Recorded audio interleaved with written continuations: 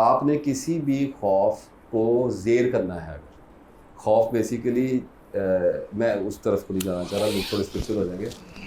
खौफ भी एक ज़िंदा चीज़ है, नफ्स में मखलूक़ात हैं, उनमें से एक खौफ भी है, राइट। इंस्टिंक्ट एक अलग अलग ज़िंदा मखलूक है मेरे according to my perception, which can be wrong. तो आपको किसी भी चीज़ का खौफ है, आप उसमें चले जाएं। आपको खो जाने का खौफ है, आप एक दफ़ा खो के देख लें कि आप इंसान खो ही नहीं सकता, इंसान गलत कर ही नहीं सकता, इंसान अपनी मर्जी से गरीब नहीं हो सकता, इंसान अपनी मर्जी से अमीर नहीं हो सकता, इंसान अपनी मर्जी से कुछ भी नहीं कर सकता। अगर वो अपनी मर्जी से कुछ भी कर सकता हो तो वो कोई कुछ तो करके दिखाए। कुछ तो इतने पावर है लोगों के पास, अमन ही ला दो दुनिया में, इतने बड़े बड़े नाम हो, इमरान खान हो गए हो, कायदे आज़म हो गए हो, गांधी हो गए हो, और छोड़ो महात्मा हो गए, बुद्धा हो गए हो, और दुनिया में तो अमन ला दो।